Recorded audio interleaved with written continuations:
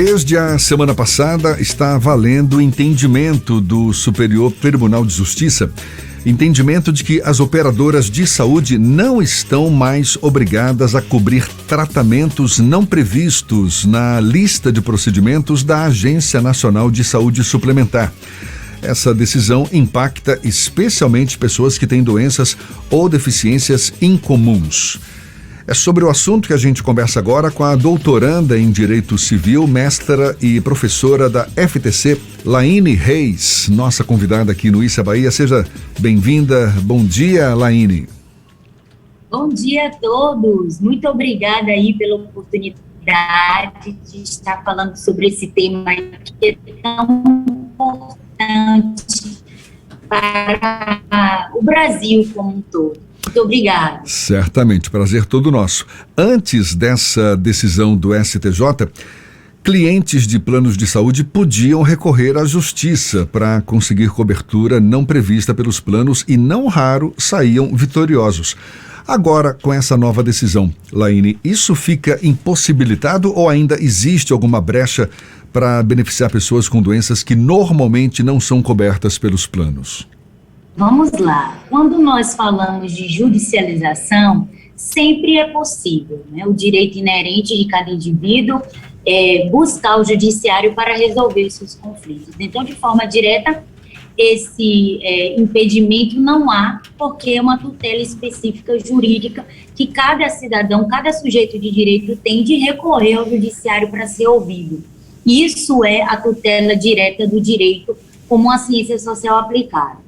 Dentro dessa decisão que foi dada no dia 8/6 pelo STJ, a meu ver, uma decisão que muitas vezes pode ser vista e é vista por uma parte dos doutrinadores, dos legalistas, como uma decisão teratológica, ou seja, uma decisão que muitas vezes pode ser observada pelo grau da inconstitucionalidade, mas é uma decisão que foi dada no dia 8/6. Antes, havia um olhar exemplificativo para 37 mil procedimentos que estão citados nos regimentos da Agência Nacional de Saúde, né? Ou seja, tem lá os procedimentos, mais de 37 mil, e o olhar é para um olhar exemplificativo, ou seja, os planos de saúde não tinham uma obrigatoriedade direta de prestar aquele serviço, porque era um rol exemplificativo que a ANS trazia.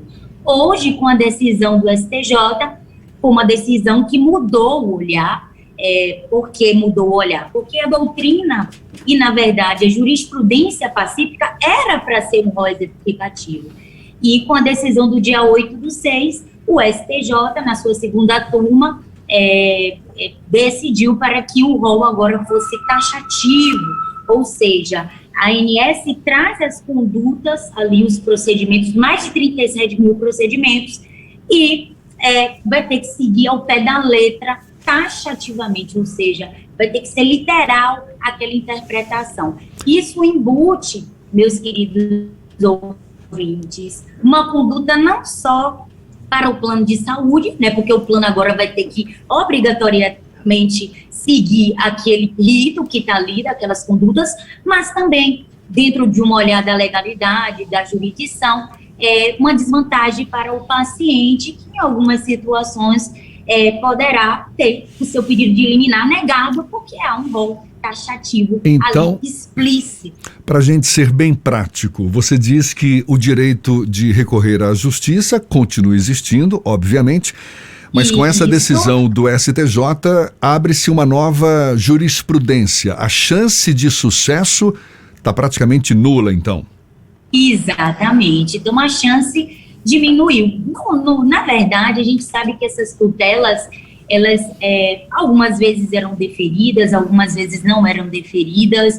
Era uma luta para o judiciário, para os legalistas conseguirem um deferimento, e hoje essa luta vai ser muito pior dentro desse entendimento que, a meu ver, e ao ver da maior parte da doutrina, é um entendimento inconstitucional.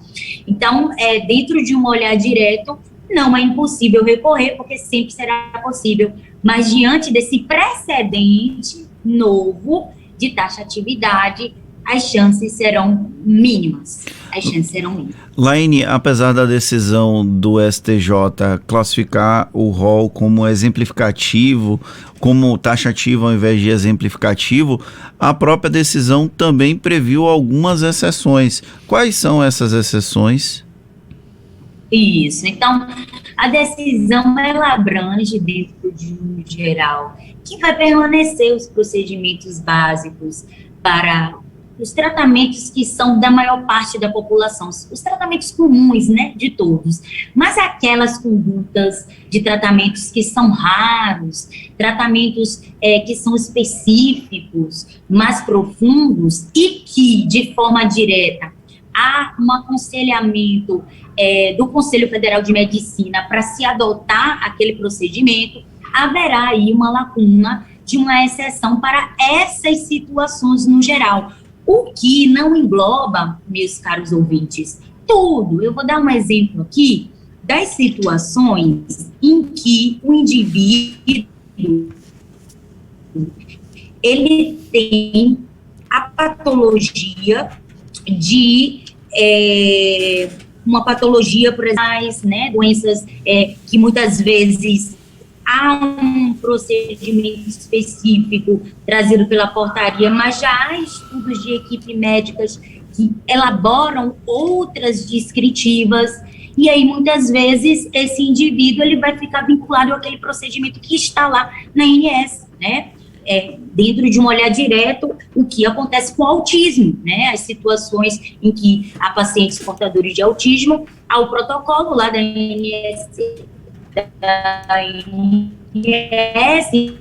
inclusive baseado na Organização Mundial de Saúde, o procedimento está lá como padrão, mas já há, por novas equipes médicas, novas terapias, novos olhares, e isso pode prejudicar. Então, dentro desse olhar, nós observamos que essas pessoas é um grupo de pessoas com necessidades específicas, com terapias que são recomendadas expressamente pelo Conselho Federal de Medicina. Laine, para gente terão que ser vistos de uma maneira diferenciada, tá? Laine, para a gente encerrar, aqueles pacientes que já estão aqueles pacientes que já estão em um tratamento que não é do rol taxativo, eles perdem direito ao acesso a esse tratamento ou eles precisam recorrer à justiça para ter acesso?